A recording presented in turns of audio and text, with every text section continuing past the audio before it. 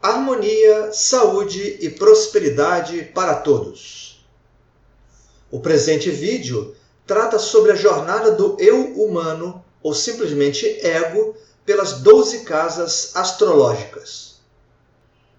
Embora este artigo apresente indícios sobre os temas de cada casa astrológica, com certeza será incompleto quanto a isso, pois o grande objetivo deste breve estudo é mostrar o foco do ego em cada setor de uma carta natal. Entretanto, para que não haja dúvidas sobre o significado do termo ego que usamos aqui, vamos à definição utilizada. O conceito de ego, bem como de id, superego e alter ego, foram criados por Freud para explicar como funciona a mente humana, mas o que nos interessa neste vídeo é o ego. Na psicanálise e na psicologia, o conceito de ego faz referência ao centro da pessoa, isto é, o eu. Assim, o ego é a parte consciente responsável por interpretar a realidade, memórias, emoções e percepções, ou seja, a relação do indivíduo com o meio.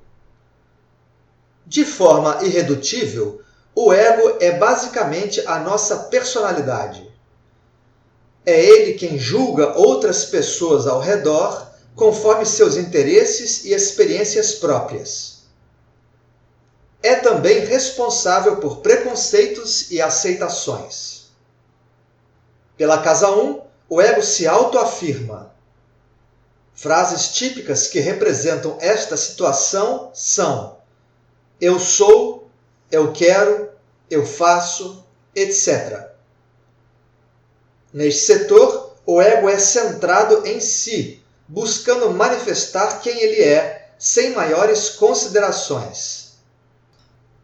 Portanto, este eu-personalidade se mostra ao mundo, causando uma primeira impressão nos demais, incluindo também o impacto da aparência física com a qual se reveste.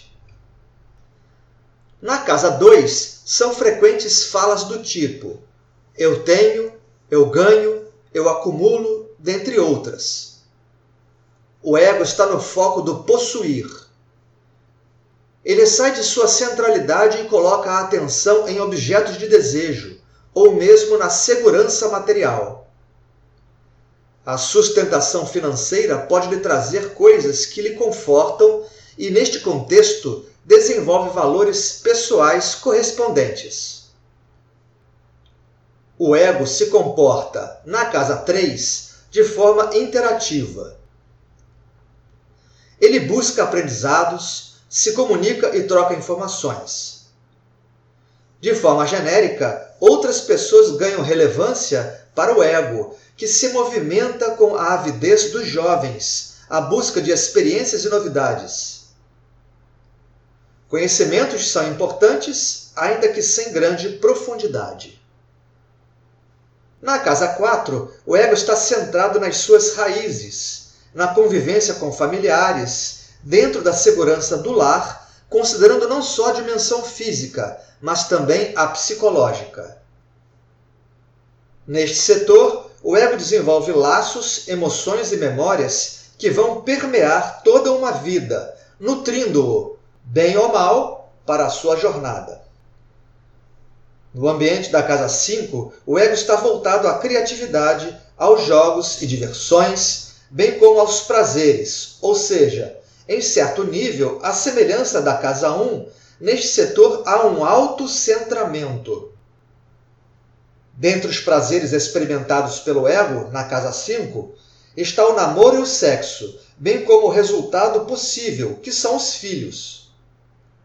Estes também são fruto do poder criativo do ego na 5ª casa astrológica. A experiência do ego na casa 6 o prende às necessárias rotinas, ao trabalho cotidiano com todos os seus deveres e ao serviço a outros. Mas, se o ego se hipnotiza ao dia a dia, sem os devidos cuidados a si próprio, adoece. Então, o ego precisa aprender com a doença e suas limitações, para se libertar dos deveres e rotinas excessivas. Enquanto na casa 1 o foco é no eu, na casa 7 a centralidade está no outro. Há a busca do relacionamento e complementação. O ego precisa estar com outro ego e, por isso, não raras vezes, necessita podar a si mesmo. O outro ego se torna marido, esposa ou mesmo um sócio, por exemplo. Mas, a depender dos percalços da vida, o outro poderá ser um inimigo declarado. Na casa 8, o ego entra em crise, e as crises são necessárias para alertar que algo não está bom. Então, fica evidente a importância da transformação para uma regeneração do próprio ego em bases mais saudáveis. É fundamental saber morrer para renascer melhor. Em todo este processo, o ego descobre um poder oculto ao qual não tinha acesso anteriormente. O ego, pela casa 9, demanda pela expansão do saber e dos horizontes próprios. Busca um sentido maior para a vida e mesmo uma filosofia para a sua jornada, seja por um caminho religioso, por estudos superiores ou por culturas estrangeiras. O ego, neste setor, não quer ficar limitado apenas às suas raízes originais. Precisa crescer e esta necessidade é seu alimento. O ego na casa 10, cuja cúspide é o meio do céu, pretende estar no topo. O foco é projetar-se na vida por meio de uma vocação que se reflete numa carreira. Assim, frequentemente, a profissão é grande ferramenta do ego neste setor, que deseja reconhecimento, boa reputação e status social de prestígio. Se não atingir seus objetivos, o resultado é a frustração. Na 11ª casa, o ego quer experimentar o sentimento de pertencimento a grupos. Para isso, busca egos afins para a amizade. O ego tem como prioridade a participação e a consciência de coletivo, que pode ser desde coletivos mais restritos até a sociedade humana como um todo. O ego deixa um pouco de lado a competição para praticar a colaboração. Espírito de equipe e ideais maiores estão em jogo. Após as vivências em grupo, o ego chega à casa 12 desejando um certo isolamento. A solitude o permite viajar para dentro de si para meditar sobre as experiências anteriores. Contudo, não é qualquer ego que resiste ao exame de suas vivências, podendo ficar aprisionado a medos ou fantasias. Neste contexto, pode dissociar-se psiquicamente. Mas, se transcender a si mesmo, as suas limitações, pode experimentar uma integração no todo, uma espiritualidade profunda. Bem, após o fim da jornada do ego pelas 12 casas astrológicas, é importante salientar que não há exatamente um fim.